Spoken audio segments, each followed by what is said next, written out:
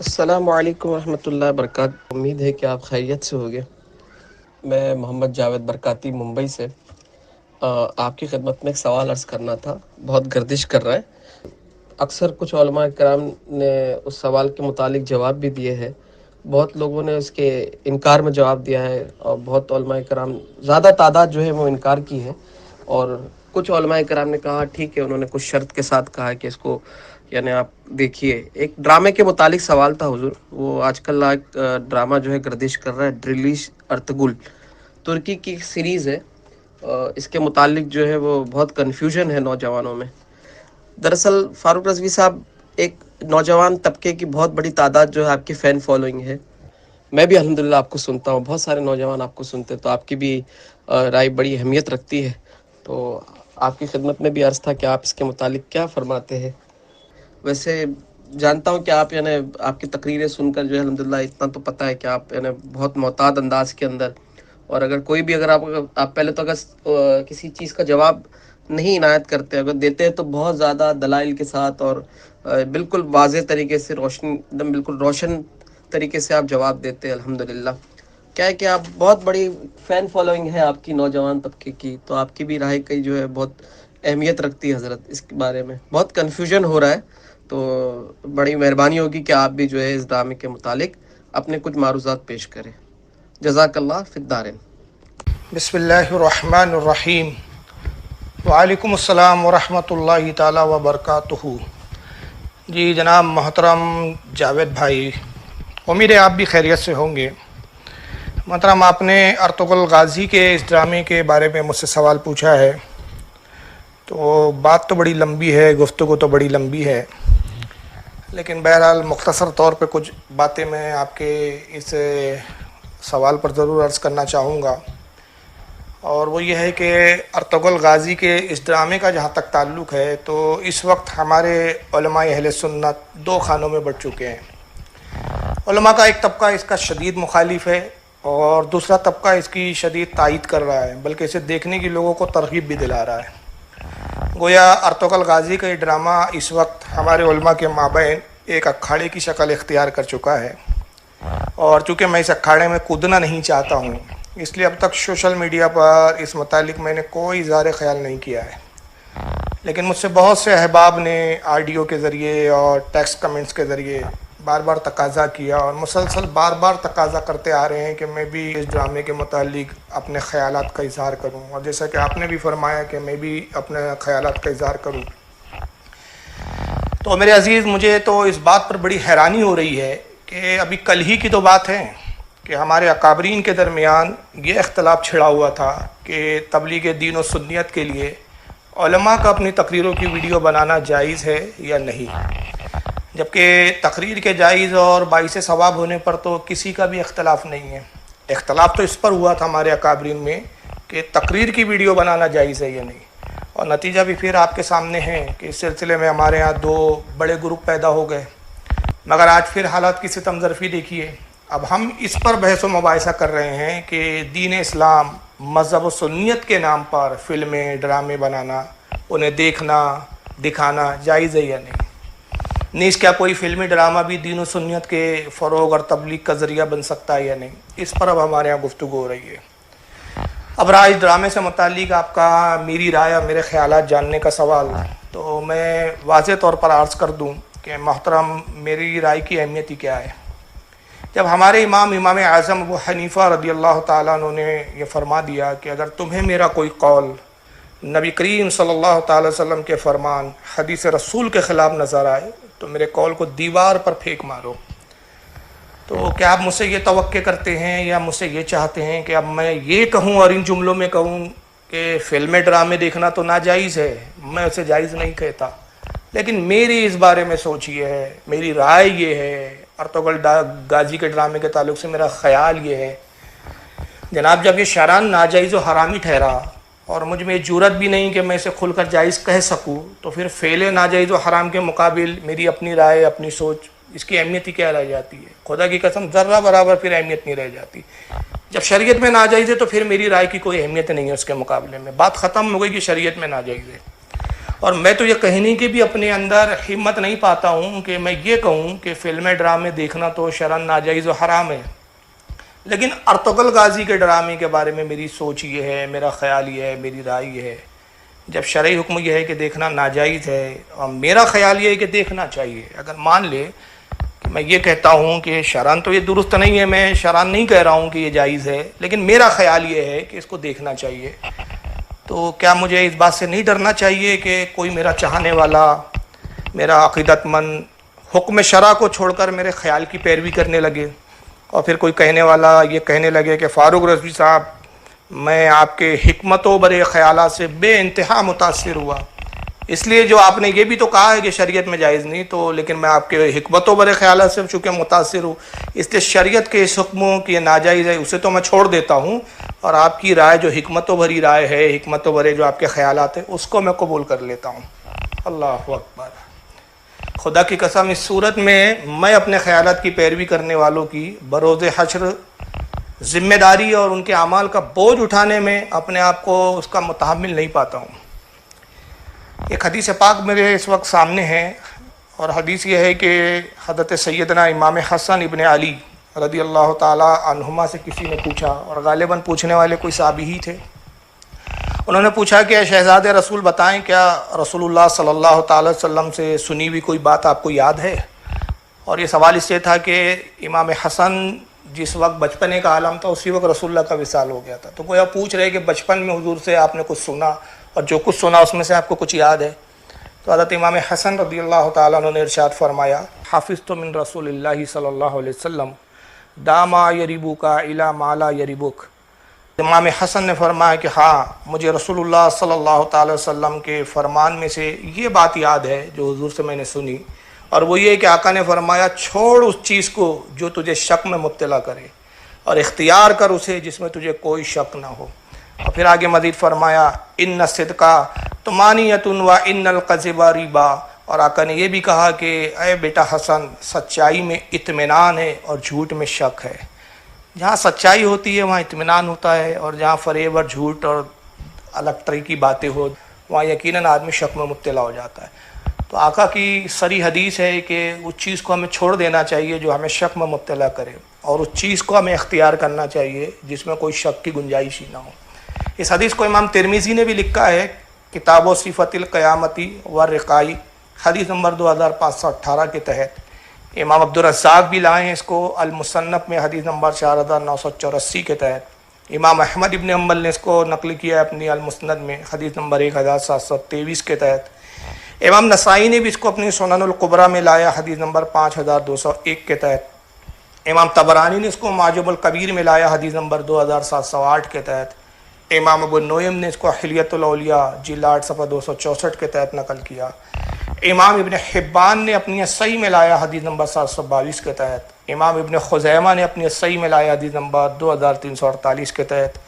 امام حاکم نے اس کو المستدرک میں لکھا ہے جلد نمبر 2 صفحہ 13 کے تحت۔ امام بغوی نے اس کو اپنی کتاب شرح السنہ میں لایا حدیث نمبر 2032 کے تحت۔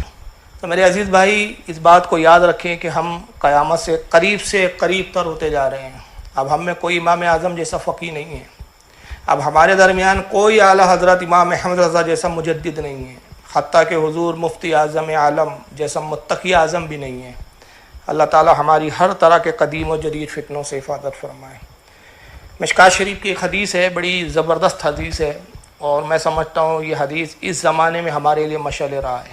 ویسے تو ہر حدیث رسول اللہ کی جو ہے مشعل راہ ہوتی ہے، لیکن یہ حضرت عبداللہ ابن مسعود کا اثر ہے، لیکن صحابی کی بات بھی جو ہے وہ حجت ہوتی ہے اور ہمارے لیے سند کا درجہ رکھتی ہے۔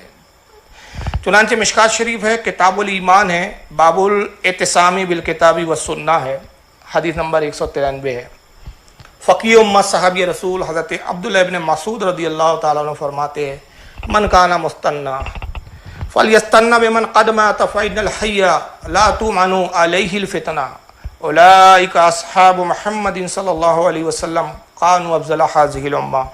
حضرت عبداللہ ابن مسعود فقیہ صحابی ہے، بڑے جلیل و قدر صحابی ہے، اور ایسے صحابی ہے کہ ان کی فضیلت میں ایک بات میں عرض کر دوں بس، تو ان کے قول کی اہمیت آپ کے ذہن میں بالکل واضح ہو جائیں گی کہ میرے آقا نے فرمایا کہ عبداللہ ابن مسعود میرے اصحاب میں وہ ہے کہ میری امت کے لیے عبداللہ ابن مسعود جو پسند کر لے اللہ تعالیٰ بھی اس کو پسند فرماتا ہے.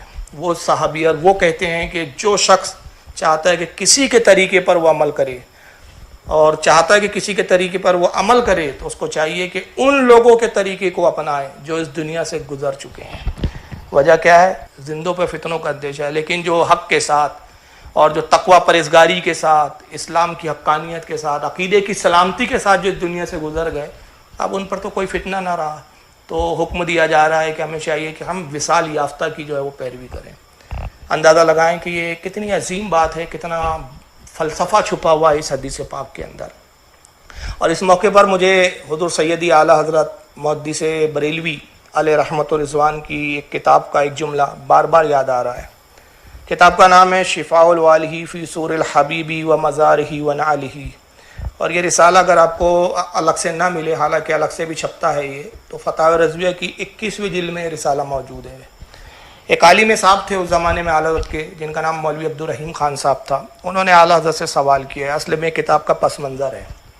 اور اعلیٰ سے سوال انہوں نے یہ کیا کہ اگر ایک شخص ہے اور وہ حضور صلی اللہ علیہ وسلم کی اس نے ایک تصویر بنا رکھی ہے، اور تصویر اس قسم کی بنائی ہے کہ براق ہے، سرکار براق پہ سوار ہے، جبریل علیہ السلام کی بھی اس میں شکل ہے کہ جبریل علیہ السلام اس براق کی رسی کو تھامے ہوئے ہیں، حضور براق پہ سوار ہیں، اور منظر ایسا ہے کہ گویا حضور براق کے اوپر سوار ہو کے معراج کے لیے تشریف لے جا رہے ہیں. تو سوال یہ کیا گیا اعلیٰ حضرت سے کہ ایک شخص نے اس طرح کی تصویر بنائی اور اس کا مقصد جو ہے، آپ اس جملے پہ غور کریں، اس کا مقصد یہ ہے کہ حصول ثواب اور بطور زیارت ایسی تصویر کو وہ اپنے پاس رکھتا ہے اور مجالس میلاد النبی صلی اللہ علیہ وسلم میں وہ لوگوں کو تصویر دکھاتا ہے. اور دکھانے کا اس کا جو مقصد ہوتا ہے وہ بڑا نیک اور صالح مقصد ہے. نیک مقصد کیا ہے کہ گویا وہ لوگوں پر یہ تاثر اور یہ تصور لوگوں کا قائم کرنا چاہتا ہے کہ دیکھو رسول اللہ صلی اللہ تعالی وسلم معراج پہ تشریف لے جا رہے ہیں. تو پوچھا گیا کہ کیا اس کا یہ فعل، اس کا یہ کام جائز ہے یا نہیں. قربان جائیے اعلیٰ حضرت کی ذات پر، میرے امام پر. جب جواب دینا شروع کیا اس سوال کا، رسالے کی شروعات کہاں سے کی ہے، جواب جن جملوں سے آپ نے شروع کیا ہے نا، اسے پڑھنے کے بعد مجھے ایسا احساس ہوتا ہے کہ گویا اعلیٰ حضرت کی نگاہ آنے والے اس دور کو دیکھ رہی ہے کہ فعل ناجائز کو ثواب اور دین کی خدمت کی آڑ میں کیسے حلال ٹھہرایا جائے گا. چنانچہ امام کیا فرماتے، ذرا جملے سنیں گے، بس یہاں سے جواب شروع ہوتا ہے.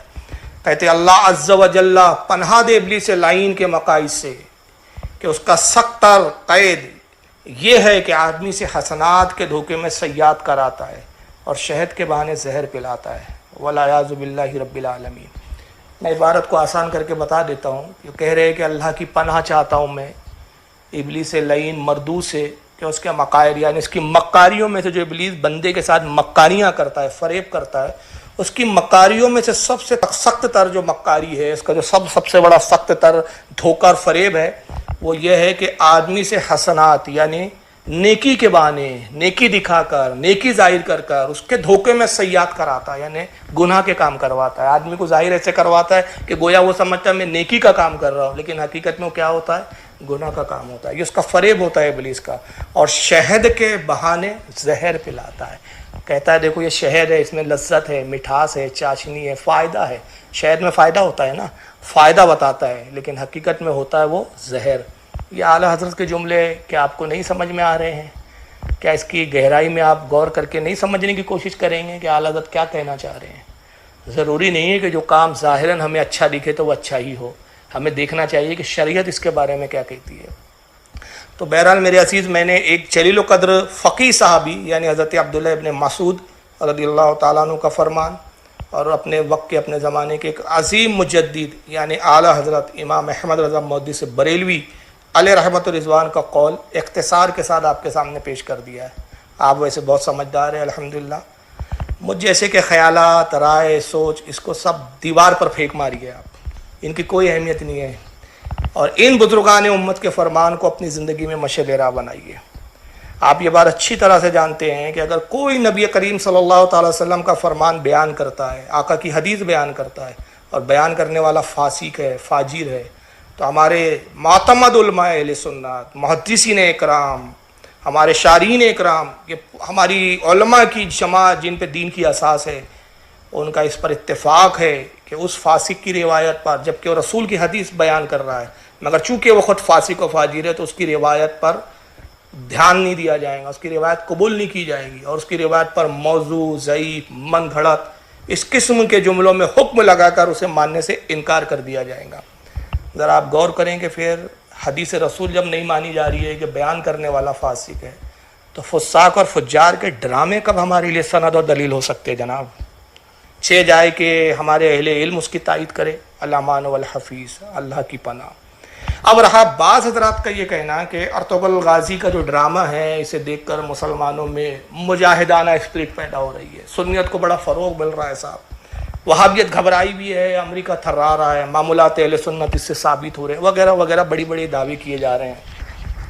جواب میں مختصر طور پہ عرض کر دوں، کیونکہ تقریر کوئی مقصد نہیں، اور میں پہلے ہی عرض کر چکا ہے کہ اس اکھاڑے میں کودنا نہیں چاہتا، لیکن کیا کیا جائے کہ آپ جیسے احباب کا بار بار تقاضا ہو رہا ہے، تو اس وقت اب ایسا لگنے لگا تھا کہ خاموشی بھی نقصان دینا ہو جائے، اور بروز قیامت مجھ سے ہمارے بزرگ نہ پوچھ لے کہ فاروق رضوی تجھ سے پوچھا جا رہا تھا تو نے کیوں نہیں بات اپنی رکھی۔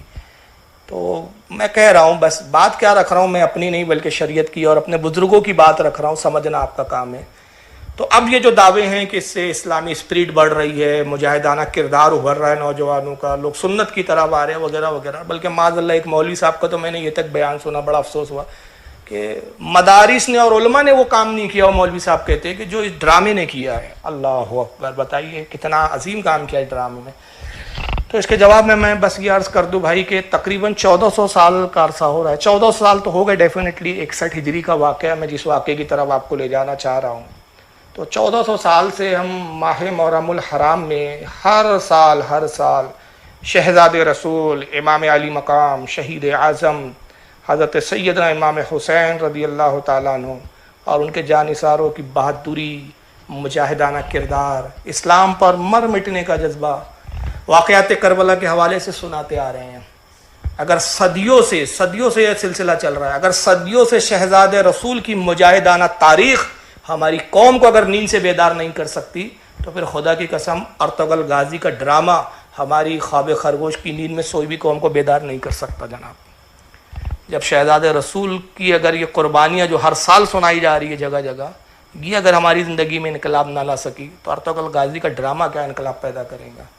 اور رہا سنیت کے فروغ کا معاملہ، وہ تو میں بھی مشاہدہ کر رہا ہوں، اب سنی عوام ہی نہیں، ہمارے اہل علم بھی اس ڈرامے کو لے کر دو خانوں میں بٹ چکے ہیں۔ اب اس سے زیادہ سنیت کا اور کیا فروغ ہوگا؟